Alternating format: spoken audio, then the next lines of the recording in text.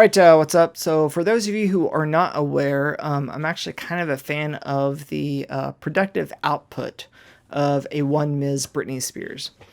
I know it can be argued that, it's her music, it's whatever. I don't care.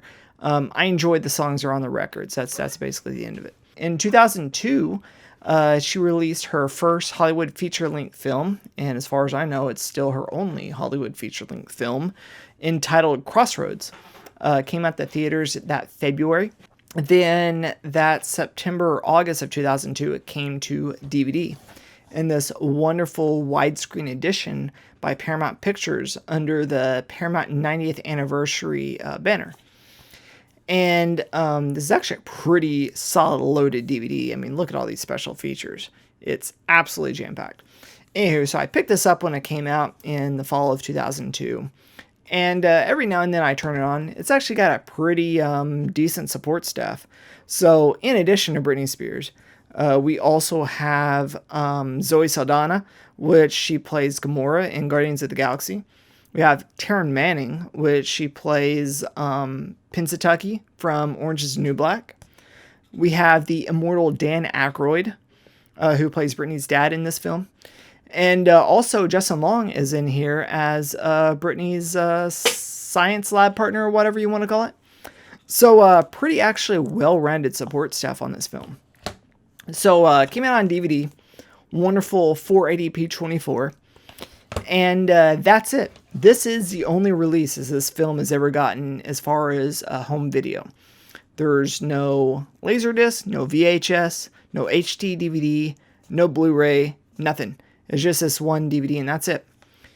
And occasionally it's come up on streaming and on Netflix in a really nice HD transfer, to be honest. So I got the idea. I was like, I want to put this sucker on Blu-ray. But the problem is it's not on streaming at the moment. So unfortunately, I had to resort to some online piracy in order to get a good copy to start off with. So I was able to download this copy off of the internet, and it's actually a pretty decent transfer from the streaming in 1080p 24. I think it was about 15 megabits a second, so it's actually a really good bit rate. Came with English subtitles, and also came with English Dolby Digital 5.1 soundtrack. So we have a really good base to start off with. Now I noticed in the end credits of the film that it mentions the film being exhibited in a DTS soundtrack. Now the thing about the DVD is, like almost all DVDs, it is only a Dolby Digital 5.1 soundtrack. Since a DTS soundtrack is about a gigabyte worth of bandwidth on the disc, most studios didn't go with the DTS soundtrack on the DVD because the DVD specification requires that the main primary soundtrack is Dolby Digital. So if there is a DTS soundtrack, it has to be a secondary soundtrack. And the Dolby Digital soundtrack is already taken up like 250 megabytes on the disc anyway. So to add a DTS and add a commentary, we're looking at, 1.5 gigabytes just for audio. And so most Hollywood studios didn't want to cheap out on that. I basically just want to talk about how we went about getting the audio. So I imported the MKV into Adobe Audition, and I set up each channel as its own track. So I was able to export each channel as a lossless 48 kilohertz AIF file. And so I have the 5 tracks plus the LFE track, so 6 tracks total of lossless 48 kilohertz AIF soundtrack. So at this point, then we pull up DTS, and I'm able to import each track into DTS and make sure that all the settings and everything are correct. And I just simply exported that as a straight DTS soundtrack. I really like the fact that there was actually some pretty cool stuff that was going on just with the center channel. So for kicks and giggles, I also exported a DTS 1.0 soundtrack with just a center channel. Because I felt like that might be fun to put in the menu, like next to the commentary. So after that was done, then I imported the same files into Sony Vegas 7 because Sony Vegas 7 still gives you Dolby Digital 5.1 support out of box. So at that point, then I was able to mix the audio to a little bit different. So the DTS, I wanted the DTS to just be straight audio from the MKV. The Dolby Digital I wanted to manipulate a little bit because sometimes with Dolby Digital it can get kind of muddy. So I wanted to bring the center channel up a little bit, bring the surround channels down just a tad bit, and bring the left and right channels down just a tad bit as well. And so basically make sure that pretty much everything is kind of normalized and standardized instead of just having the left and right blowing out the speakers where you can't hear anything else, because that's usually how Hollywood soundtracks are for some dumb reason. So I wanted to normalize this one. So I had the option to where I could just watch the DTS soundtrack if I want the authentic experience of how the film was mixed, straight from the studio. Or I can go to the Dolby Digital, which is actually kind of a different mix I did just for this release. So after that's done, then I went ahead and exported that as a Dolby Digital 5.1 AC3 file. And so then I have that sitting there as well.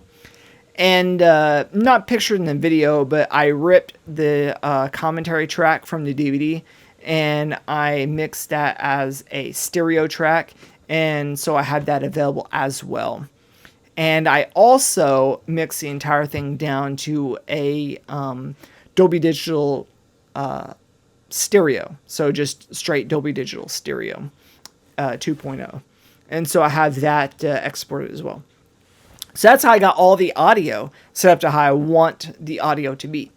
And then, since I guess we're talking about ripping stuff, I went ahead and put the DVD in the computer, and I ripped every single video channel that's on the disc for all the special features. So I ripped all the music videos and all the trailers and all the making of, the karaoke and all that other stuff, so I can have that in there too.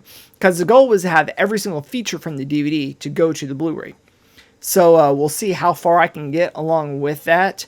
It'll require some scrutinization of the menu set and how that works.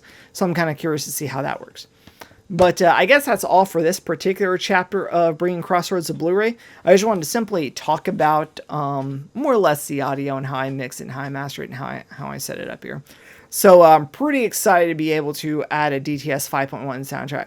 Because, see, the thing is back in the day, whenever we had DVD, DTS was a preferred soundtrack for DVD because Dolby Digital was usually compressed at 320 kilobits a second, whereas DTS was, if I remember correctly, it was about 1 megabit per second, I think.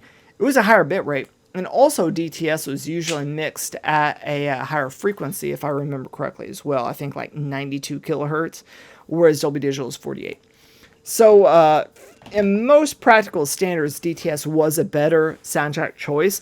But again, like I said, it was 1 gigabyte of data on average to put a soundtrack on DVD. So most studios wanted to save that bandwidth for special features and other things like that. So most studios just didn't add DTS support for their DVDs.